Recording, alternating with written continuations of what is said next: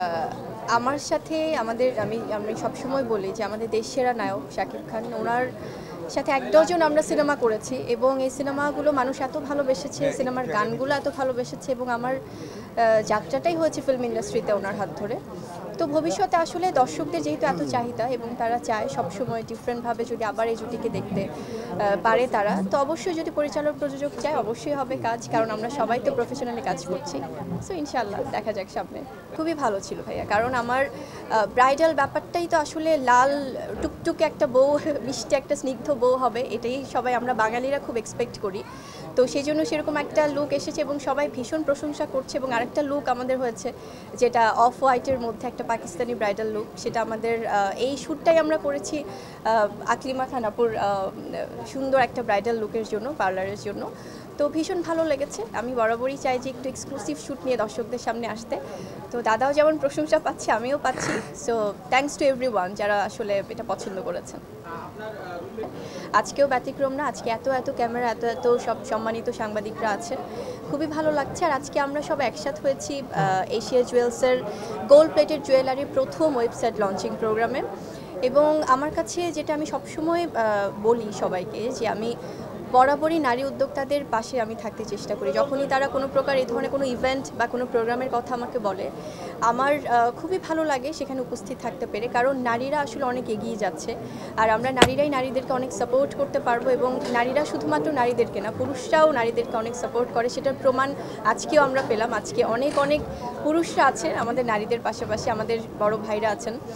এবং আমি যেটা বলি যে আসলে গহনা, আজকে যে এশিয়া জুয়েলসের আমরা এই প্রোগ্রামে এসেছি, আমাদের ওনার যিনি তাজনুবা আপু আমাদের সাথেই আছেন এবং উনি আসলে অনেক সুন্দর, অনেক দারুণ প্ল্যানিং করে এই জুয়েলার্সের এই যাত্রাটা আসলে অব্যাহত রেখেছে। এত সুন্দর সব কালেকশনস।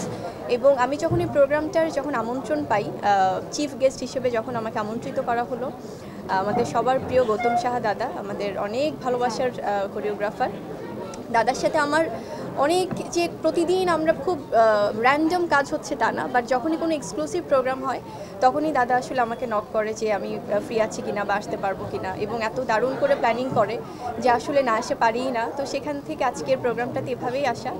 আর আমাদের পাশে তো আরও আছে, সোহাগ ভাই আছেন আমাদের অত্যন্ত জনপ্রিয় কোরিওগ্রাফার। তো খুবই ভালো লাগছে। এবং আমি বলবো যে জুয়েলার্স বা জুয়েলারি এমন একটা বিষয়, গহনা আসলে নারীদের সৌন্দর্যের প্রতীক। সেটা বরাবরই আমি বলি যে গহনা মানুষকে এত সুন্দর করে উপস্থাপন করে এবং এটি কিন্তু একটা সম্পদ, একটা অ্যাসেট।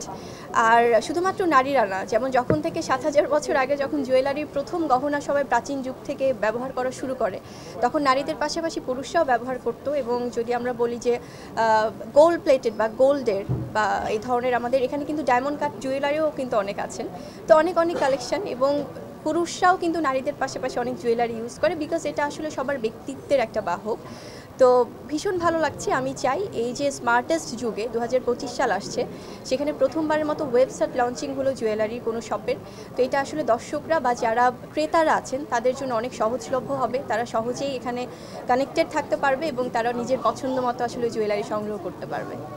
না, আসলে আমি প্রথমেই বলি, আপনারা যদি একটু লক্ষ্য করেন, আমার অনেক আগে থেকে আসলে দাদার সাথে কাজ করা হয়, কারণ যে কোনো ব্রাইডাল শ্যুট বা একটা এক্সক্লুসিভ কোনো শ্যুট হলেই দাদা আমাকে বলে, বিকজ আমি তো আসলে চলচ্চিত্রের মানুষ।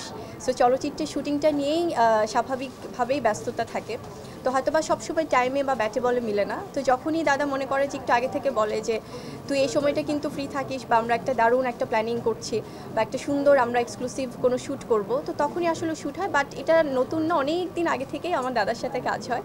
তো হয়তো বা ইদানিং আসলে হয়তো, কারণ এখন একটু উইন্টার সিজন, সো ব্রাইডাল ব্যাপারটা একটু সবার মধ্যেই বেশি, তো সেখান থেকে ওই প্ল্যানিংটা হয়। আর দাদা ভীষণ অমায়িক এটা যারা কাজ করেছে, বিকজ উনি এমন কোনো সেলিব্রিটি নাই যাদেরকে নিয়ে কাজ করেনি।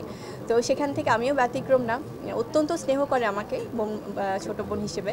তো ভীষণ অমায়িক একজন মানুষ, খুব আন্তরিক, কাজের অভিজ্ঞতা খুবই ভালো সবসময়।